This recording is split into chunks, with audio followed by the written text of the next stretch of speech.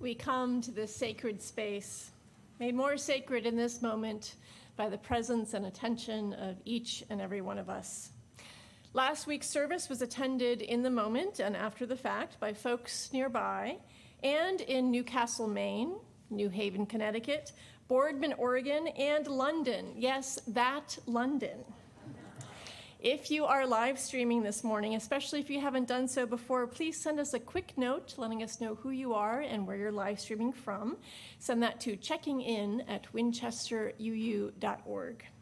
For those here in the sanctuary, let's turn towards the camera near the Welcoming Congregation banner and offer our greetings to folks at home. And now, here in the sanctuary, let's take a moment to turn and greet one another.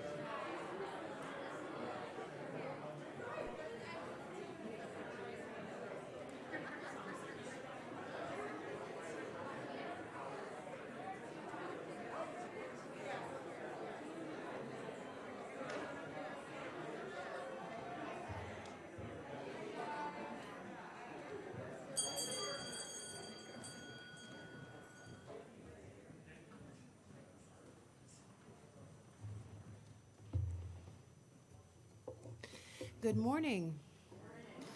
Hope you are all well on this chilly but much warmer day than yesterday. May we all rejoice in the beauty of this morning. We gather together in our individual and collective journeys towards spiritual growth, social transformation, and environmental responsibility, and living out these values through worship, reflection, connection, and service. You are part of a community that welcomes all individuals, regardless of race, ethnicity, gender, sexual orientation, income, ability, or spiritual beliefs. Whether in person or via live stream, we share this precious time and space. Let's rejoice in our time together. After worship, all are invited to coffee and conversation in the Sims room. Those who wish to remain masked are welcome to gather in the sanctuary, and if you're not eating or drinking, you are welcome and encouraged to keep your mask on and connect with those remaining in the sanctuary. Reverend Heather and Claire McNeil now have special announcements. Thank you, Marcy. This Sunday begins a month centered on the subject of love. Our Love in Action service project this month is continuing our partnership with the Malden Warming Center, hand decorating at least 30 Valentines for their guests. Come to the Valentine making party next Sunday after worship and join others for the crafting fun. Or if you cannot come, you can pick up blank Valentines today at social hour and return them to the office before or on February 13th. The pickup spot is by the visitor information table. This is a great project for all ages. Thank you. I now turn things over to Claire.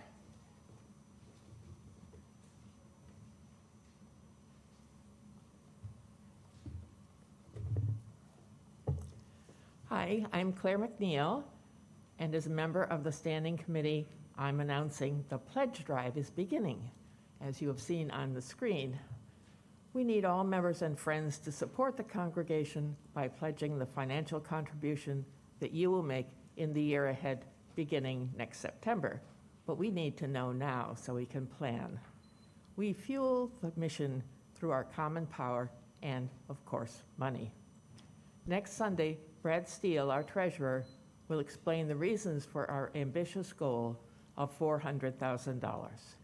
That is the money that we need to continue our work here.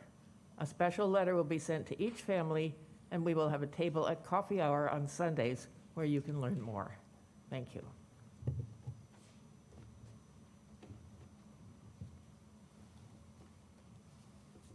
Thank you, Claire, and thank you, Pledge Team. Now let us open our hearts and minds to the spirit of worship with these words. When we are engaged in acts of love, we humans are at our best and most resilient. When we are engaged in acts of love, there is no such thing as a blank canvas, an empty land, or a new idea. But everywhere there is complex, ancient, fertile ground full of potential. The strength of our movement is the strength of our relationships, measured by their depth. Scaling up means going deeper, being more vulnerable and more empathetic. Each of us, by our work here, contributes to a movement of love. May love hold and heal those who need to be held and healed. May love guide more and more people every day. May we know we are blessed to be in the business of growing love. May our work together bless the world.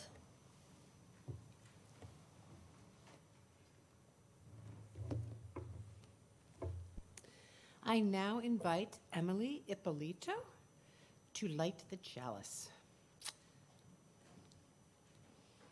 I'll give her a sec.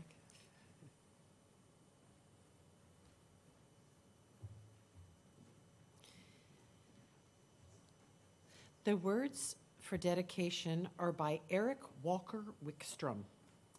We light this chalice for all who are here and all who are not, for all who have ever entered into our doors, for those who may yet find this spiritual home, and for those who can't even yet imagine. For each of us and for all of us, may this flame burn warm and bright. Please rise in body or in spirit to join in singing hymn number 6 in the gray hymnal, Just as Long as I Have Breath.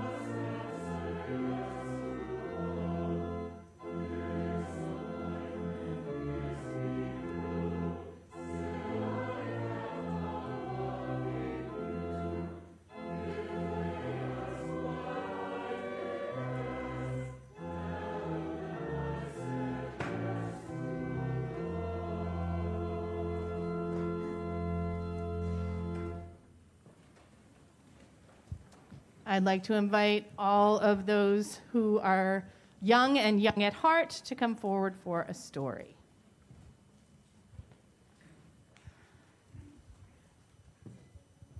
Come on up. Oh. I see lots of faces, lots of familiar faces here. Welcome. Welcome, everyone.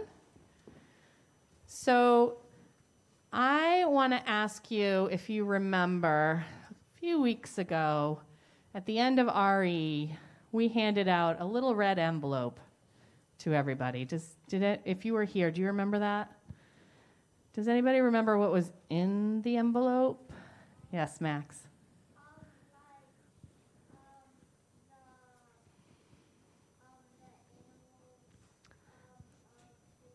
Right, the animal, which was the rabbit, right? The year of the rabbit. Yeah, the information on that. Yeah, what else? Yes, Neil. The $1 money, yes.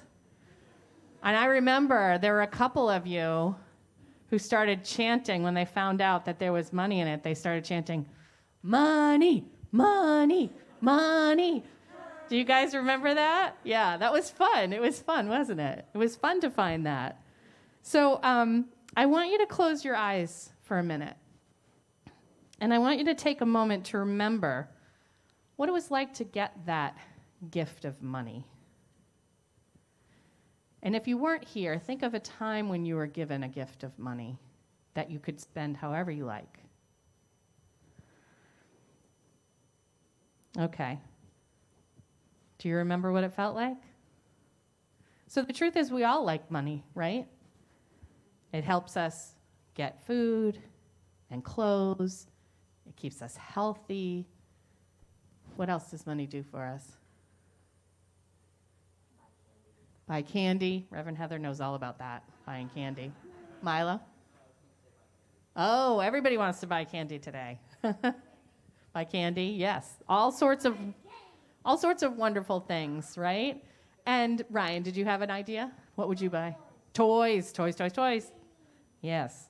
So it's a great thing to have, right? And it can be scary when you don't have enough of it, right? It can be scary because you wonder if you're going to be able to stay healthy. And there's a lot of religions that talk about giving money, right? Being generous with your money. And I'm going to tell you a story from the religion of Islam, who in Islam they have 5 pillars, kind of like our 7 principles. And one of them is about being generous. So to be faithful in the Islamic faith tradition means that you have to give to others. So here's the story. One day, a man sat with his friends in the village square, and a poor woman approached him to ask for a couple coins so she could feed her child. Of course, the man replied, and began to pull coin after coin out of his pocket, piling them into the woman's hand until they spilled on the ground. His kindness made the woman so happy she began to cry. She bowed her head in gratitude. "May Allah bless you, sir. You have saved my child's life," said the woman, and then she left. The man's friends were confused. "Why did you give her so much money?" asked one. "That was foolish. Don't you think she'll tell all her friends?" asked another. "A line of beggars will be at your door tomorrow," warned a third. "Just yesterday you gave your charity, so you don't have to do it again with her," said a fourth. They all asked, "Why did you do it?"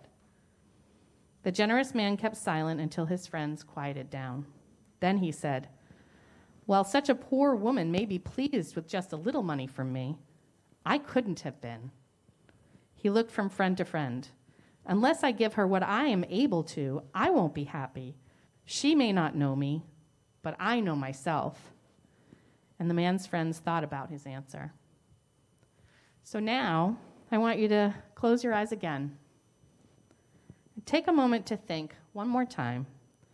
This time, try to imagine how the woman felt when she received the coins.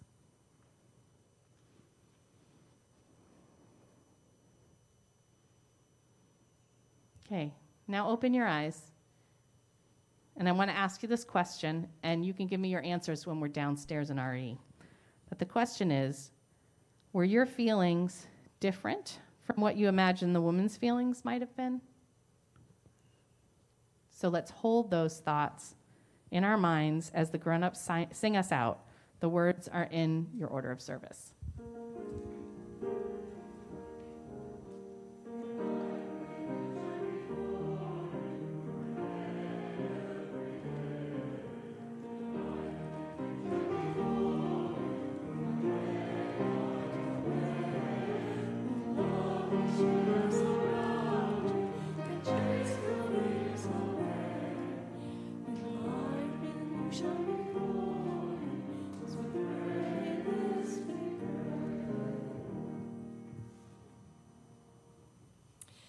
now enter into a centering time in our service, beginning with a meditation by Richard Gilbert. After the meditation, we will take part in a ritual, kindling of the light, a time to light a candle here or at home in recognition of a joy, sorrow, or concern you hold within. During the kindling of the light, if you would like a candle brought to you here in the sanctuary, please raise your hand. After we kindle the light, we'll be together in a time of shared silence, out of which we will sing hymn number 34 in the gray hymnal, Though I May Speak with Bravest Fire. Let us begin. Each morning, we hold out our chalice of being, to be filled with the graces of life that abound, air to breathe, food to eat, companions to love, beauty to behold, art to cherish, causes to serve. They come in ritual procession, these gifts of life. Whether we deserve them, we cannot know or say, for they are poured out for us. Our task is to hold steady the chalice of our being. We carry the chalice with us as we go, either meandering aimlessly or with destination in our eye.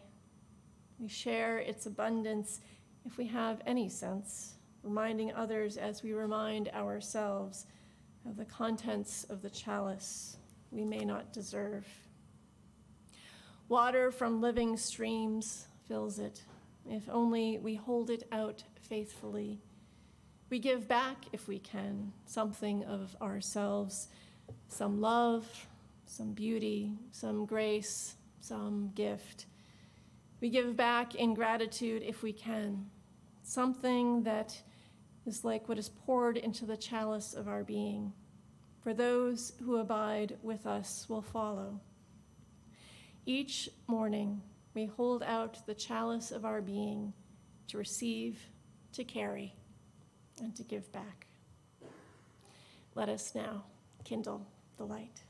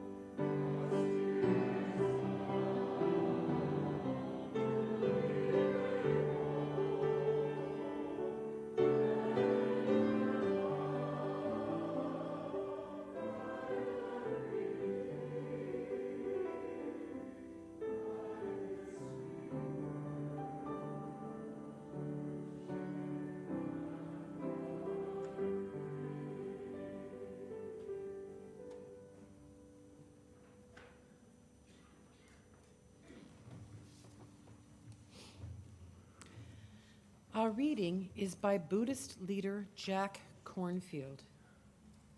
We already contain that we most deeply desire: life, love, inner freedom, connection to all. The more we can realize this, the more we can undertake all things with a sense of abundance. Our inner abundance radiates a sense of worth, value, and ease, of having something to give to the world and enjoying doing so. Without abundance, we can be in the midst of riches and feel like a hungry ghost.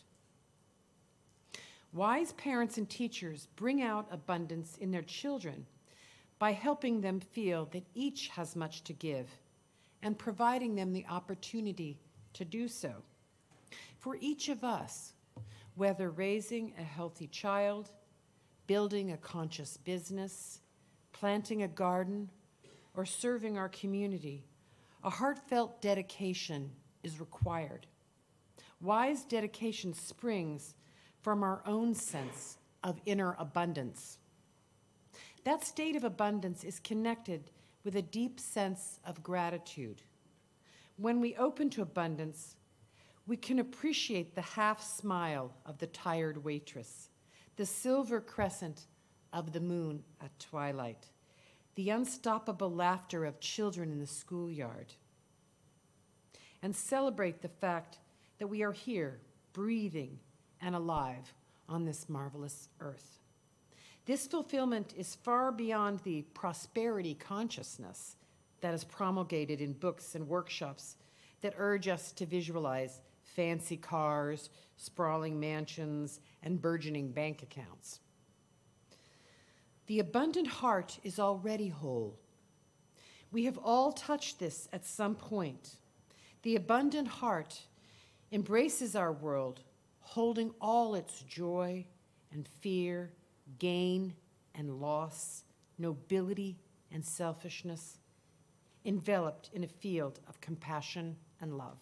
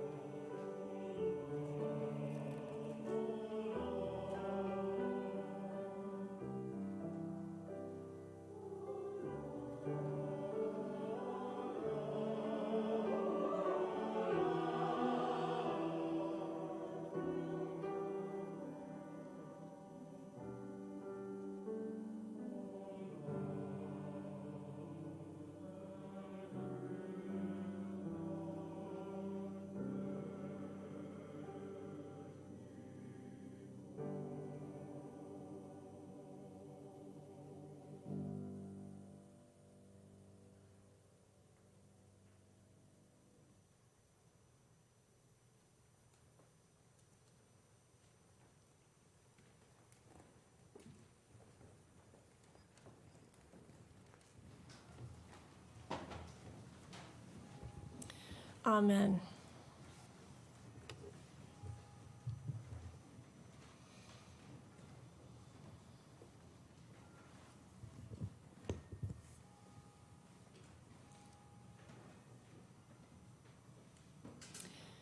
A few years ago, I attended a program held at nearby First Parish in Concord. Before the program began, the then minister, the Reverend Howard Dana, shared a story about the congregation's history. Concord is known for being one of the towns where the American Revolution began. The arrival of British troops on colonial soil was in April of 1775. Those of us who studied the American Revolution in school knows that it was Paul Revere who traveled from town to town announcing, and say it with me on the count of three, 1, 2, 3, the British are coming, the British are coming. Howard Dana shared a story about First Parish's experience of the British invasion. One reason the British troops arrived in April is they thought strategically. They knew that church deacons would bring the church's communion silver from their houses to the church sanctuaries in preparation for Easter. The British could then efficiently gather the collected silver during the invasion as tribute to the king. When the British troops entered Concord, though, they could not find the church's silver in their building. For the woman who ran the tavern next door, hearing of the troops' impending arrival, gathered the silver and hid it in a large pot of lye, keeping it out of the path of plunder. As someone who makes soap, I know that lye is not to be trifled with. It is a powerfully caustic substance, so it's no surprise that the lye permanently damaged the silver. However, the damaged communion set tells a story which, from my perspective, increases the value of the silver. It tells a story of a community who, through creativity and ingenuity, retained what was theirs, or some might say, served as faithful stewards of what belonged to the divine. Howard Dana concluded his story by saying that even though the current congregation no longer practices communion, they again bring out their communion silver each Holy Week to remember their part in such a transformative time in national history. But this is not the only way congregations reimagine their communion silver. I heard of another Unitarian Universalist congregation who not only had an unused silver communion set in storage, but it was crafted by Paul Revere himself. When faced with a significant financial challenge, they decided to sell the silver to a museum. This allowed them to share their historic treasure with others and to continue their spiritual mission with renewed vigor. I imagine there was both a sense of loss with this sale and appreciation for how the congregation employed creativity in serving as faithful stewards of their spiritual commitments. These stories come to mind as we are approaching the time when we as a congregation consider our financial commitments for next year. One could say the annual pledge drive is the time when not an invading army, but the congregation's leadership on behalf of our shared mission reminds you that you have silver in your houses that perhaps you'd like to bring to church. As we approach this year's pledge drive, for me, inspiration comes from an unexpected place. For many, the overturning of Roe versus Wade by the Supreme Court is alarming and infuriating. Since then, we've been discerning how we as a congregation will engage in the struggle for reproductive justice. A few members of our community took part in a seminar offered by the Unitarian Universalist Association in the wake of Roe's overturning. I had anticipated that this course would illustrate the most effective ways to counterbalance the legal assault on women's rights. Instead, the recommendation was to engage in risk assessment and asset mapping. Asset mapping is a poetic way of saying creating an inventory of our resources. And the risk assessment process helps a congregation determine what it's prepared to do with these resources. The guidance was first and foremost to be strategic in our response. One example of an asset for consideration would be a congregation's building. Like many other congregations, we have a space in which we can host meetings for community organizing around reproductive justice.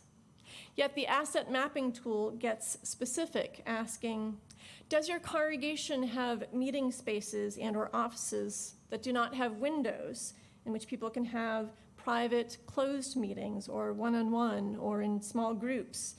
I infer from this question that the congregation could offer either on-site abortion counseling or clandestine space where potentially radical activities could be planned.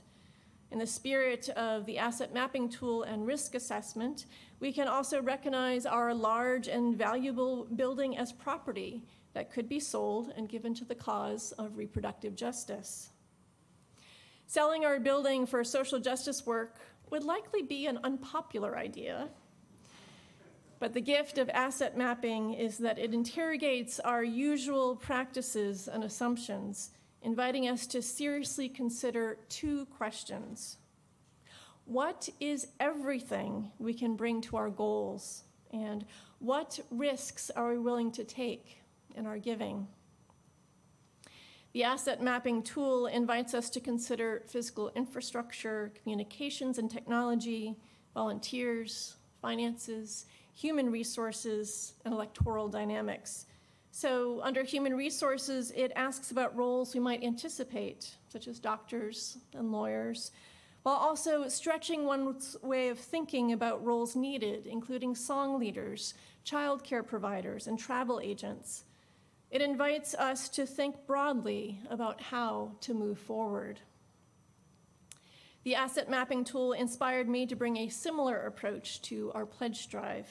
This is a time when simply the congregation asks you to make a promise for an annual donation. But I ask, what is everything we can bring to our goals? And what risks are we willing to take in our giving? I'm inspired to not only map all of our spiritual gifts, including our money, but also to plot our geography of generosity. What forms will our giving take? I believe we are at a critical time in the life of the Winchester Unitarian Society. As I've shared with some, I recently realized that having begun my ministry here in 2015, a little over a year later, the nation entered turmoil with Trump's election, his presidency, including the arrival of the COVID-19 pandemic. Against these tumultuous backdrops, we've lived through the intense joys, losses, and conflicts that are always part of congregational life, plus the ongoing decline of institutional houses of worship everywhere. For most of my time with you, we've been in perpetual crisis mode, ebbing and flowing in intensity. But as the pandemic is easing, and while political instability still threatens, things now feel closer to normal. Perhaps this is why there are so many green shoots of growth right now. Some who've wandered away from the congregation are returning.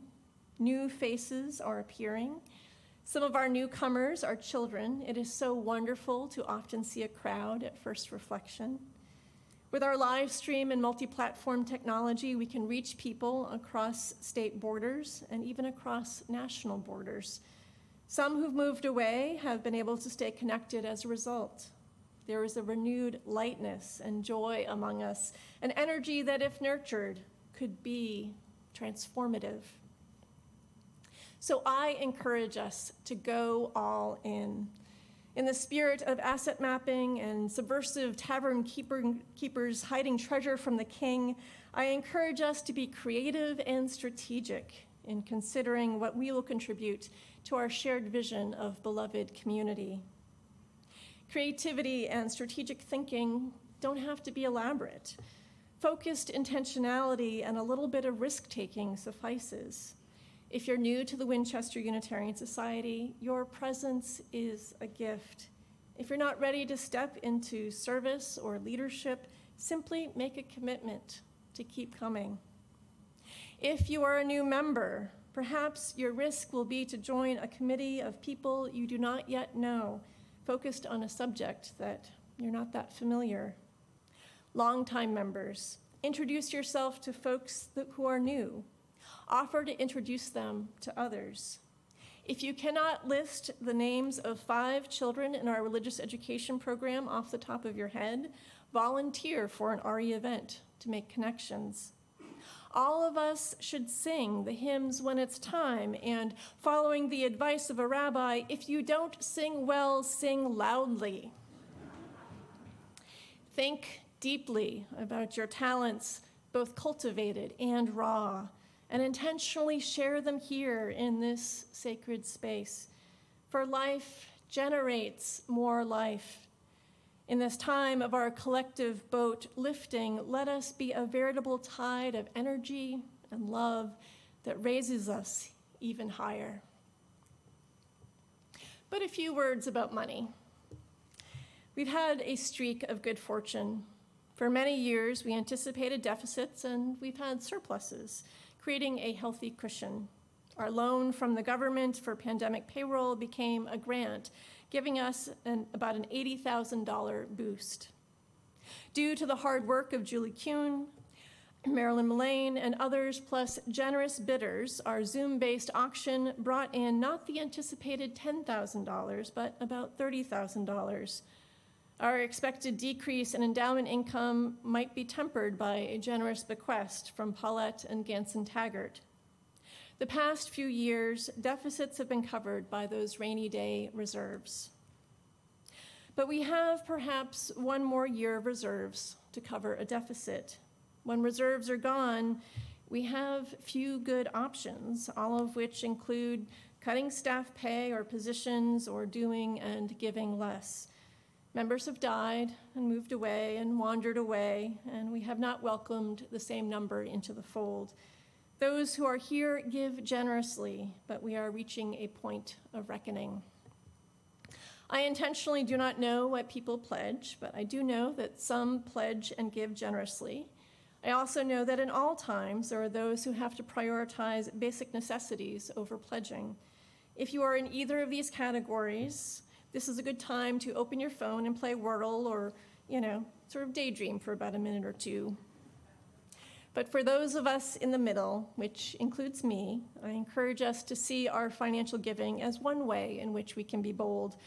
I consistently pledge 5% of my income to the congregation. If you are not there, how much are you willing to stretch to get closer? If not financial giving, might you have a Rembrandt you could donate to the rummage sale? Or Paul Revere silver? Let's get creative and let's go all in. I close with one final story. This week, a member told me about her favorite Valentine's Day to date. Her sweetheart gave her a dozen roses. She loved them and enjoyed being remembered in this way. But she also wanted to share and amplify this loving gesture. So she got into her car and visited fellow members of the congregation who were not able to leave the house all that much. She gave them each a rose. Each visit naturally included conversation, a sharing of news, both big and small, and expressions of gratitude. Somehow, her best Valentine's Day was the one in which she gave all her Valentines away. And in so doing, they became something else entirely. When I heard this story, it was a reminder that in a way, all our abundance belongs to the divine. And one way we demonstrate gratitude is through giving it away, through simply serving as a conduit of grace. Jack Kornfield reminds us, when we open to abundance, we celebrate the fact that we are here, breathing and alive on this marvelous earth. By sharing abundance, whether it is the gift of our presence, the gift of a flower, the gift of our talents, or the gift of the silver stored in our houses, we respond to life's perpetual call towards renewal. We draw from, in the words of Adrienne Marie Brown, complex, ancient, fertile ground, full of potential, and create space for profound possibility in ways we can never imagine and never fully understand.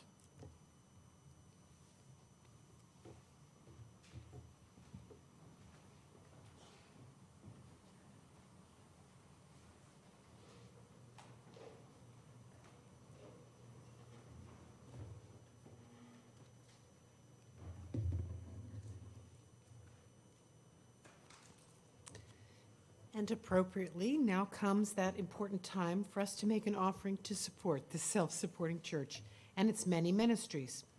If you are not a Woburn resident, you may not know that the public school teachers were on strike this past week. The negotiations have been contentious, including a moment when Woburn Mayor Scott Galvin described teachers, a teacher or teachers, depending on who you talk to, as replaceable. Here our WUS member, Becky McVie, with her young activist daughters, Abby and Cora, as they now show support for the teachers. I think we have our picture up, yes? Okay. So this morning, yay. So this morning, we share some love with Woburn students. Our Share the Plate recipient is the Tanner Closet, a program at Woburn's High School. Through community partnerships, this student-run program provides food and supplies, emergency support, and the makings for festive holiday and prom celebrations for students in need, and recipients are anonymous. So here are some ways in which you can donate. Those attending by live stream will soon see information about how to give. Those in the sanctuary may give cash, checks, or donate electronically. Text to the number in your order of service or visit our website under the Giving page. Please write or type the date of your offering in the memo line or comment field so we can get this donation to them promptly. If you are visiting for the first time, either in person or online, you are our guest. The most valuable thing you can offer at this moment is your contact information so that we may stay connected beyond this Sunday. Live stream you'll find a physical visitor card if you are here in the sanctuary, and live stream you can complete the virtual visitor card. As John shares his beautiful music with us, you will also review how much we have given to organizations serving Unitarian Universalist values so far since September. Through our Share the Plate ministry, you make a real positive impact on the world. The offering will now be generously given and gratefully received.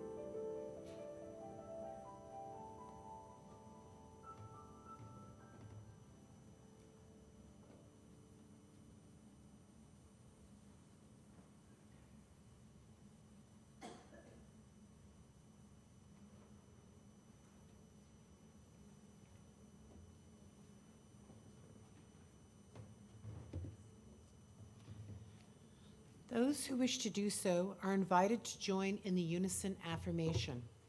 We gather not for ourselves alone, but to use our common power to build the beloved community within and beyond these walls.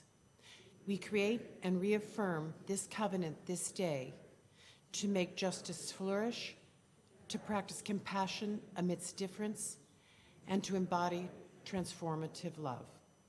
Please rise in body or in spirit to join in singing hymn number 95 in the gray hymnal. There is more love somewhere.